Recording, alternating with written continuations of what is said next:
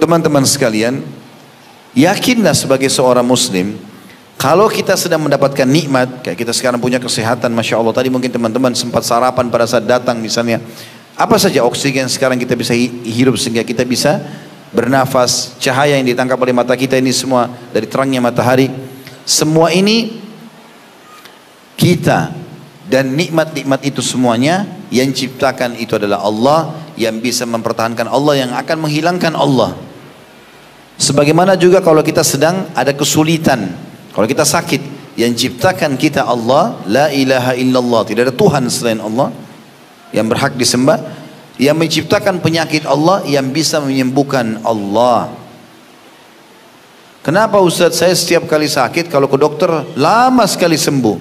Karena antum bergantung pada dokter, bukan bergantung pada Allah. Resepnya sederhana. Kalau antum lagi sakit mau ke dokter, sebelum ke dokter, angkat tangan ke langit dulu. Setelah memuji Alhamdulillah, wassalatu wassalamu ala Rasulillah, puji Allah, salawat kepada Nabi SAW, baru mengatakan, Ya Syafi, wahai zat yang memberikan kesembuhan, Ishfini, sembuhkan aku. Tidak bisa bahasa Arab, Ya Allah, sembuhkan aku, hanya Engkau Tuhanku. Jadikanlah dokter ini penyebab aku sembuh. Ke dokter dikasih resep cocok sembuh, bukan dokter yang sembuhin. Makanya resep dokter itu selalu tertulis semoga lekas sembuh. Nggak ada pasti sembuh kan? Dia nggak mungkin jamin pasti sembuh. Dia cuma bisa berusaha. Ada orang jadikan Allah nanti nomor 30. Pertama dokter ini nggak berhasil, pindah dokter itu nggak berhasil, pindah dokter ini. Nanti kalau sudah betul-betul dokter angkat tangan, baru sholat tahajud. Hah? Kenapa nggak dari awal tahajud dulu? Berapa banyak orang Allah sembuhkan tanpa dokter? Banyak orang sakit di padang pasir, nggak ada obatnya. Saya tuh hari pernah ke Mesir, kemudian mampir ke salah satu penjual minyak wangi tradisional. Rupanya mereka dari suku Badui asli padang pasir Mesir gitu. Mereka ceritakan, kami tidak punya obat, tidak punya dokter. Sakit ya sakit, tapi kami selalu sembuh. Lalu mereka mempromosikan beberapa produk mereka, dari daun-daun bunga, mereka rendam dengan air, mereka taruh di tanah, terus berubah semacam ada minyaknya, lalu dipakailah digosok badan. Saya sempat membeli ini untuk menghilangkan sakit ini, sakit itu, kami sudah coba dan seterusnya. Allah SWT jaga mereka, gitu kan? Jadi teman-teman, kita jangan menjadi orang yang menjadikan Allah nomor kesekian, tidak. Makanya kita sebelum keluar rumah disuruh berdoa, sebelum makan berdoa, sebelum minum berdoa, sebelum pakai baju berdoa, sebelum biologis berdoa, supaya hubungkan semua perbuatan kita dengan Allah Subhanahu wa taala. Allah akan mudahkan setelah itu.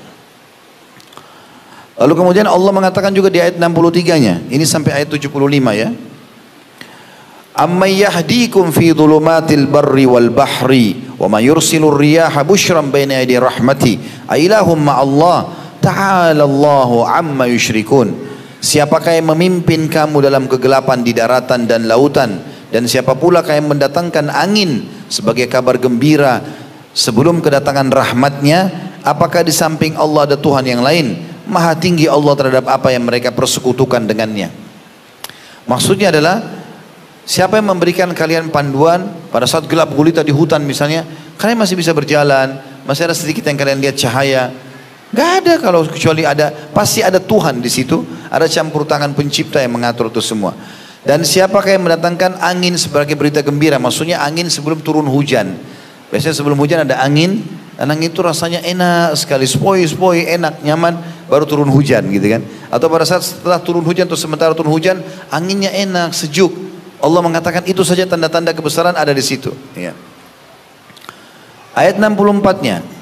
Amman yabda'ul khalqa thumma yu'iduhu wa man yarzuqukum minas sama'i wal ard a ilahum ma'allah qul hatu burhanakum in kuntum shadiqin. Siapakah yang menciptakan manusia dari permulaan, dari sperma sama sel telur, kemudian mengulanginya lagi, nanti dibangkitkan?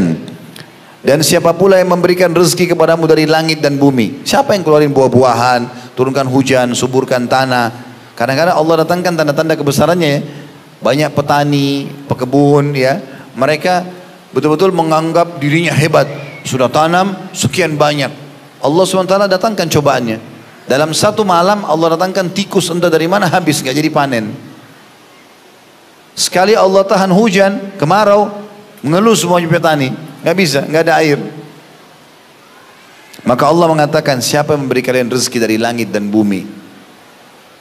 Katakanlah, tunjukkanlah atau unjukkanlah bukti kebenaranmu jika kamu memang orang-orang yang beriman. Sebelum kita lanjutkan teman-teman, saya juga ingin menitik beratkan sebuah poin di sini. Coba teman-teman di ruangan ini sekarang, di masjid ini, di ruangan ini kita renungi sama-sama. Coba datangkan Tuhan yang disembah selain Allah yang selama ini kita tahu. Pohon misalnya dianggap keramat, patung misalnya dari batu, matahari, apalah jin-jin, penjaga lembah lah segala macam. Apa andil mereka kalau kita lagi lapar, kalau kita lagi haus, disehelai rambut kita? Apa andilnya? Allah nanti akan kita temukan beberapa ayat dari depan. Allah mengatakan, kenapa kalian sembah sekutu-sekutuku itu, yang kalian jadikan sekutu partnernya Allah? Apa yang mereka buat kalian? Tahu teman-teman kenapa orang Mekah dulu dikatakan zaman jahiliyah? Umar bin Khattab radhiyallahu anhu pernah, kadang-kadang kalau beliau lagi duduk, lalu beliau tersenyum sendiri. Sering terjadi, tapi orang segan mau nanya Umar gitu. Karena Umar punya wibawa luar biasa, nggak sembarang orang nanya.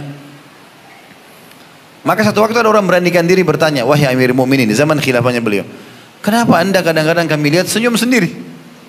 Apa sebabnya? Supaya orang tidak sangka buruk ini, mau tahu sebabnya apa? Kata Umar, saya kadang-kadang teringat masa jahiliyah dulu di Mekah. Apakah kalian tahu? Dulu kami menyembah berhala, dan kami membuat berhala di Mekah dulu harus dari batu-batu Mekah. Dibuat sendiri.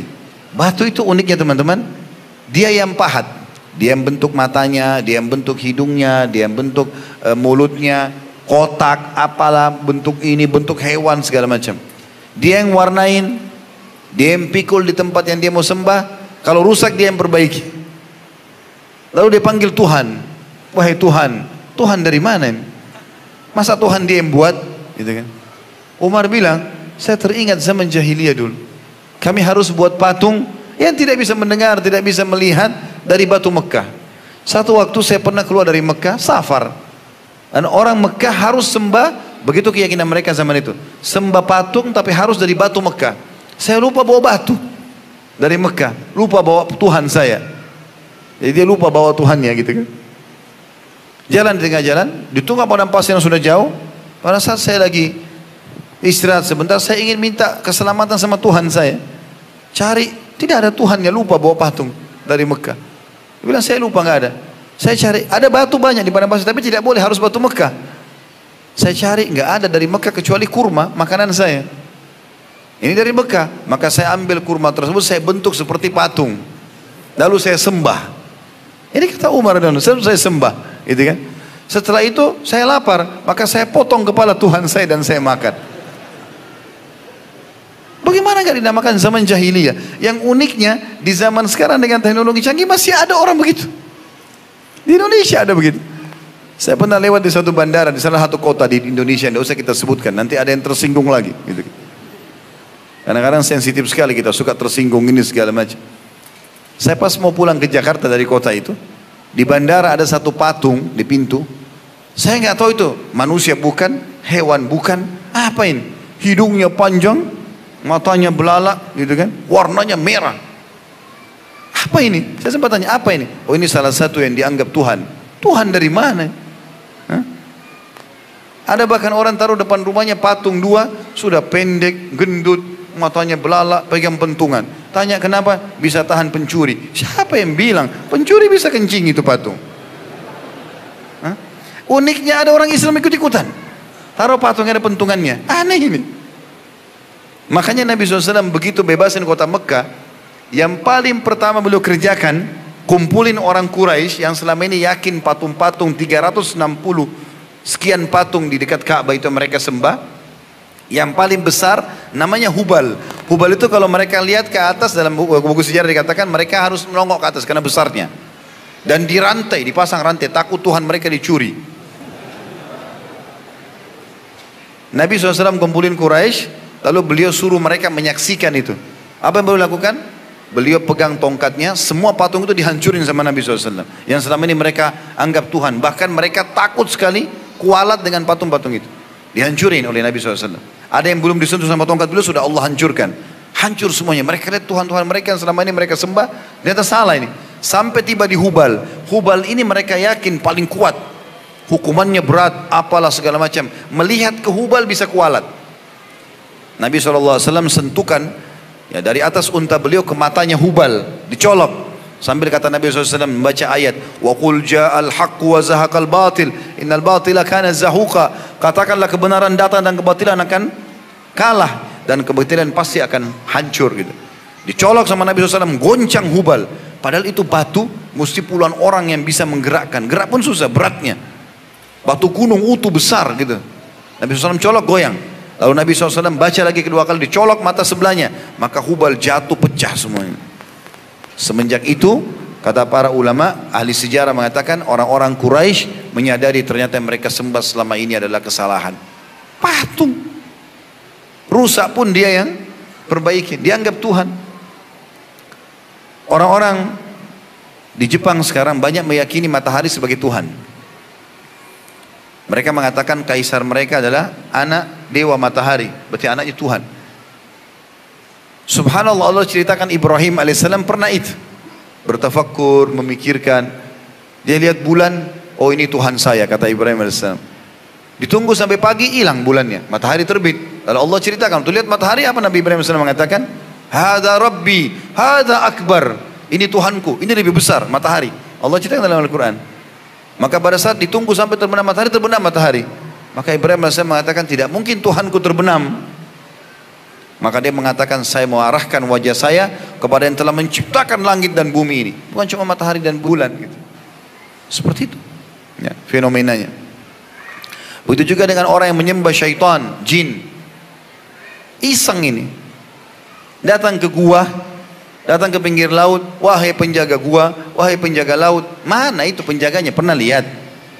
Kok aneh benerin? Manggil-manggil. Perhatikan teman-teman dan bisa baca tafsirnya. Tafsir surah jin, ayat-ayat pertamanya.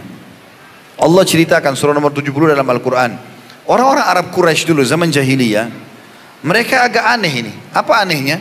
Mereka kalau jalan safar, perjalanan jauh, kalau nginap di sebuah lembah, turun di sebuah lembah, maka pemimpin kafilah, yang memimpin kafilah itu langsung bilang sama orang-orang yang sedang jalan sama dia, kumpulkan bekal-bekal makan kalian, keluarkan sebagian. Diambillah, kayak sesajen gitu. Dia minta dari orang-orang yang jalan sama dia. Lalu dia datang ke tengah-tengah lembah padang pasir. Lalu dia mengatakan, wahai penjaga lembah, ini setengah bekal kami, jangan ganggu kami ya. Ini tradisi jahiliyah dulu. Apa kata Allah? Maka fazaduhum rahaqa. Semua syaitan ada di lembah itu tadinya nggak ganggu mereka, tapi akhirnya mengganggu mereka gara-gara perbuatan itu. Alam semesta ini teman-teman, bumi ini, lereng-lereng gunung, gua-gua, lautan, yang ciptakan Allah, yang jaga merawatnya adalah Allah, dan Allah mengutus para malaikat. Baca surah nomor 77 dan 79 dalam Al-Quran. Malaikatlah yang telah mengatur pergantian siang malam, turunnya hujan, populasi manusia, hewan-hewan, mengatur lautan. Malaikat, tidak ada ini, syaitan lemah. Allah mengatakan inna kaida syaitani kana dhaifa. Syaitan lemah, dia hanya terlihat kuat bagi orang yang sengaja takut-takuti dirinya. Antum biar jalan di kuburan, biar lewat di lembah, gak ada yang ganggu antum itu. Yang buat terganggu gara-gara dia sendiri membuat rekayasa-rekayasa informasi dusta, bohong. Bukankah sinetron kita perusakan akidah di Indonesia ini sering terjadi? Dilihatkan kuburan terbuka, pocong keluar. Lalu datang ketuk-ketuk rumah minta makanan. Siapa di sini yang pernah kedatangan kakeknya minta makanan dengan baju pocongnya? Ada? Ini kedustaan dari mana ini? Tapi kalau antum tanamkan itu sebagai sebuah keyakinan, nanti antum bisa lihat betul permainan syaitan. Coba kita bongkar kedoknya syaitan ya. Walaupun pasti syaitan marah sama saya gara-gara ini. Biarin aja dia marah. Kalau ada orang bunuh diri di satu rumah, saya pernah tanya jemaah saya ini, Bapak Ibu sekalian, kalau ada rumah, ada orang pernah bunuh diri di situ, mau beli nggak rumahnya? Di sini orang mau beli nggak? Ragu, beli tidak. Banyak orang bilang enggak Ustaz. Kenapa? Ada ruh gentayangan. Karena ada orang bunuh diri. Nanti ada suara malam-malam, nanti ada begini dan begitu. Baiklah, kita simpan dulu contoh itu. Contoh yang lain sekarang. Kalau ada satu rumah, satu keluarga dibunuh. Tadi kan dia bunuh diri, sekarang dia dibunuh. Saya pernah tanya jemaah saya, Bapak Ibu mau beli rumahnya gak? Nggak mau Ustaz. Kenapa? Sama tadi jawabannya. Pasti ada ruh gentayangan. Maka saya tadi beratkan teman-teman sekalian, tidak ada ruh gentayangan. Nggak ada. Dusta. Muka bumi ini banyak, sudah ada lama banyak orang mati. Bahkan mungkin bukan mustahil, tanah-tanah kuburan mereka sudah menjadi dinding-dinding rumah kita. Imam Qurtubi menukil kisah itu dalam buku beliau At-Tadhkirah. Beliau mengatakan, saya menyaksikan sendiri di Spanyol, ada kuburan-kuburan orang-orang non-muslim yang sebelumnya dulu dibongkar oleh sebagian orang, lalu dipikullah tanah-tanah itu untuk dikelola lagi kembali, lalu dijadikan dinding-dinding bangunan. Tidak ada namanya tempat angker, nggak ada dalam Islam itu. Nggak ada itu semua. Orang kalau sudah mati teman-teman di alam barzah, saya sebutkan haditsnya Bukhari. Kata Nabi SAW, kalau orang mukmin meninggal dunia, orang mukmin meninggal dunia, maka akan datang kepadanya 3 sosok malaikat. Satu malaikat maut di ubun-ubun kepalanya, dan ini demi Allah kita akan saksikan nanti. Tinggal bertahan menjadi orang beriman, kita akan lihat ini teman-teman sekalian. Malaikat maut di ubun-ubun kepala, 2 kiri kanan malaikat rahmah, kasih sayang, membawa kain kafan dari surga. Lalu malaikat maut akan mengatakan, hai jiwa yang baik, ya ayyatuhan nafsul mutmainnah, irji ila rabbiki radiyatan mardiyah. Dalam Al-Quran dikatakan, keluarlah kau kepada rahmat Tuhanmu. Maka kata Nabi SAW, ruh itu keluar dari jasad orang beriman tadi lebih mudah daripada air dari mulut kendi, cepat sekali. Belum sesaat keluar, malaikat kiri kanannya rahmah yang membawa kain kafan dari surga, membungkusnya dengan kain kafan tersebut, lalu membawanya menembus 7 lapis langit. Dan setiap kali malaikat menembus pintu-pintu langit, semua malaikat di langit berkata, ruhnya siapa ini? Sungguh mulia ruh ini. Kenapa? Karena kata Nabi SAW, ruh ini mengeluarkan bau lebih wangi dari bau kasturi. Insya Allah semoga kita termasuk ini. Maka malaikat rahmah yang membawa mengatakan, ini fulan bin fulan, namanya yang paling baik di dunia. Lalu sampai di langit ke-7 terdengar suara yang mengatakan, catatkan hambaku ini termasuk ahli surga, kembalikan dari dunia, di sana saya ciptakan, di sana pula saya akan bangkitkan. Dia kembalikanlah ruhnya bersamanya, jasadnya diantar oleh kerabatnya. Kata Nabi SAW, waktu 3 langkah pengantarnya pulang, maka Allah mengutus kepadanya malaikat yang lain di kuburan, Munkar Nakir, lalu dudukkan dia. Lalu kemudian menanyakan kepada dia pertanyaan, siapa Tuhanmu, siapa Nabimu, apa kitabmu. Maka kalau dia orang beriman, kata Nabi SAW, dia akan jawab dengan sangat mudah. Sesuai dengan firman Allah SWT, yuthabbitullahu alladhina amanu bil qawli tsabiti fil hayati dunya wa fil akhirah. Allah akan menetapkan jawaban di lisan orang-orang beriman untuk mengetahui atau menjawab di dunia dan di akhirat. Di dunia kalau ditanya, kenapa kau beriman sama Allah, kenapa kau mengakui Al-Quran, seperti kita jelaskan sekarang, kita tahu. Di akhirat adalah pertanyaan para malaikat di kuburan, kata ulama tafsir. Lalu kemudian kata Nabi SAW, dia akan jawab dengan mudah, lalu dibukakan baginya pintu neraka. Dia lihat siksaan api, teriakan, jeritan, segala macam, dia takut. Malaikat bilang apa? Lihat, dari apa Allah selamatkan dirimu. Karena kau beriman tidak jadi masuk sini, tapi Allah lihatkan dulu dia. Ditutup, dibuka pintu surga, dayang-dayang, permadani, lautan, sungai, buah-buahan, segala macam. Dia tertarik. Kata malaikat, ini tempat kau. Setelah itu dia berdoa mengatakan, ya Allah, cepatkan waktu, cepat kiamat, maksudnya aku ingin masuk ke surgaku. Lalu datang di sebelahnya orang yang tampan, bersih, wangi. Dia kagum. Maka dia karena kagum, dia mengatakan, siapa kau ini? Sungguh sempurna ciptaan Allah pada dirimu. Dia mengatakan, aku adalah amal solehmu yang akan menemani kau sampai hari kiamat. Jadi sholat kita, puasa kita, majlis ilmu begini, semuanya, zikir, baca Quran, doa, akan jadi makhluk di kuburan menemani kita. Lalu kemudian terdengarlah Allah SWT berfirman mengatakan kepada para malaikat, ya, bentangkan permadani dari surga buat hambaku ini. Maka terbukalah permadani tersebut, lalu dia mencium bau wanginya surga tersebut, dan dia menikmati, bisa melihat surganya. Maka jadilah kuburannya taman dari taman surga. Taman dari taman surga. Ini kalau orang beriman, selamanya sampai hari kebangkitan. Kalau orang fasik, muslim tapi banyak dosanya, dan orang kafir, kafir masuk orang musyrik, orang munafik, semua masuk dalam kafir. Maka akan datang 3 sosok malaikat. 1 malaikat maut di bunuh-bunuh kepala, 2 malaikat penyiksa di kiri kanannya. Bawa kain kafan dari neraka. Lalu akan berkata malaikat maut, hai jiwa yang busuk, keluar kepada murka Tuhanmu. Wa na'udzubillah. Semoga Allah selamatkan kita dari ini. Maka yang terjadi teman-teman sekalian, ruhnya nggak mau keluar kata Nabi SAW. Berantakan di tubuhnya. Maka malaikat maut mencambuk wajah dan bokong mereka dengan keras. Sebagaimana Allah jelaskan dalam surah Al-Anfal. Maka dicabutlah ruhnya dengan cara paksa. Kata Nabi SAW, ibaratnya seperti bulu domba yang dibasahkan, dililitkan di pohon berduri lalu ditarik dengan keras sehingga berantakanlah bulu domba itu. Belum sesaat keluar, ditangkap oleh malaikat kiri kanan penyiksa, dibungkus dengan kain kafan dari neraka, dibawa ke langit. Baru di langit pertama saja para malaikat menolak sambil mengatakan, siapa ini? Ruh siapa ini? Sungguh buruk ruh ini. Kenapa? Karena Nabi SAW mengatakan ruh itu mengeluarkan bau lebih busuk dari bangkai. Wa na'udzubillah. Maka malaikat yang membawanya mengatakan penyiksa, ini fulan bin fulan, namanya yang paling buruk di dunia. Maka terdengar Allah mengatakan, catatkan hambaku ini termasuk ahli neraka. Belum sempat naik ke langit-langit, gitu kan? Dan kembalikan di dunia, karena sana saya ciptakan, sana pula saya bangkitkan. Dikembalikanlah jasadnya itu atau ruhnya ke dalam jasadnya atau di kuburan. 3 langkah orang melangkah pulang, maka datang malaikat dudukan dia. Tanya siapa Tuhanmu, siapa Nabimu, apa kitabmu? Dia tidak bisa jawab. Ingat, Muslim pun tapi banyak dosanya tidak sempat taubat. Dia hanya berkata seperti orang-orang kafir. Innama aqulu kama kana yaqulun nas. Saya nggak tahu, saya cuma ikut-ikut dulu orang bilang apa. Lalu kemudian setelah itu dibukakan baginya pintu surga oleh para malaikat. Dia kagum lihat, ya, luar biasa indahnya. Maka dia pun berkata, malaikat pun berkata, lihat dari apa kau haramkan dirimu. Kalau kau beriman beramal saleh, kau akan masuk sini dulu. Ditutup, dibuka pintu neraka, siksaan, pedih, panas, segala macam, teriakan, jeritan. Dia takut pada malaikat, ini tempat kau sekarang. Kau nggak bisa menghindar dari sini. Maka dia pun berkata, ya Allah, jangan cepatkan waktu, jangan cepatkan kiamat, karena aku tidak ingin masuk ke nerakaku. Lalu kemudian setelah itu datang di sebelahnya orang yang tampannya buruk, bau badannya busuk, menakutkan. Dia takut, dia mengatakan, pergilah, siapa kau ini? Sungguh buruk ciptaan Allah pada dirimu.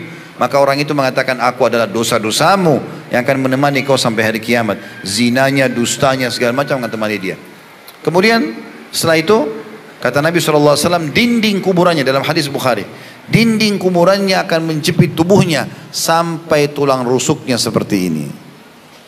Riwayat lain, Allah mengutus malaikat, riwayat Bukhari juga, yang tidak punya pendengaran dan penglihatan. Allahu alam bagaimana, membawa sebuah besi. Yang besi itu kalau seluruh jin dan manusia bersatu untuk membalik, mereka tidak akan mampu karena beratnya.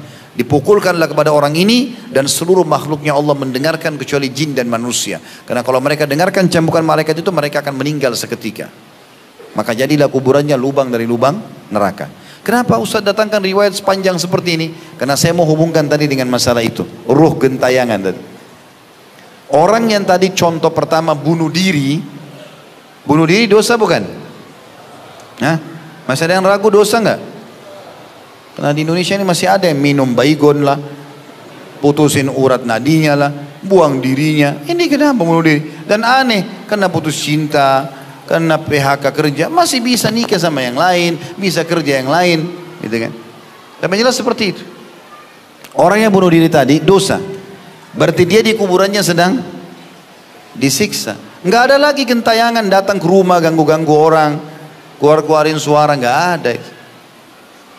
Orang juga tadi yang dibunuh sekeluarga, contoh yang kedua, kalau mereka Muslim, orang yang dibunuh membela kehormatannya, membela hartanya, membela keluarga, mati syahid.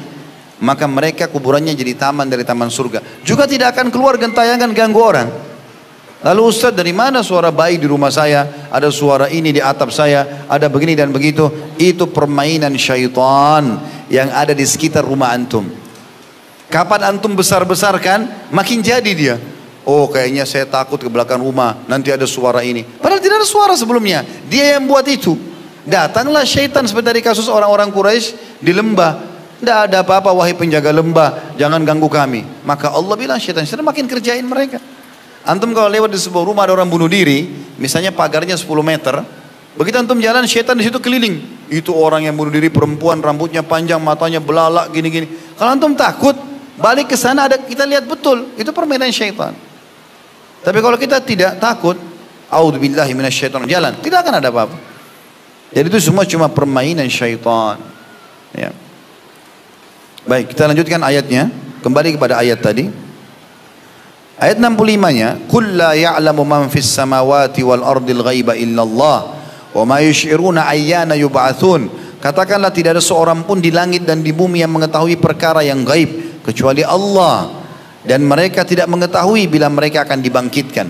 Maksudnya mereka karena tidak belajar agama, tidak beriman, mereka jadi tidak tahu ada kehidupan akhirat.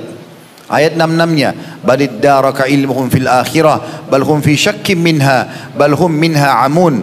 Sebenarnya pengetahuan mereka tentang akhirat tidak sampai ke sana, malahan mereka ragu-ragu tentang akhirat itu, lebih-lebih lagi mereka buta daripadanya. Karena tidak beriman, mereka jadi tidak tahu semuanya.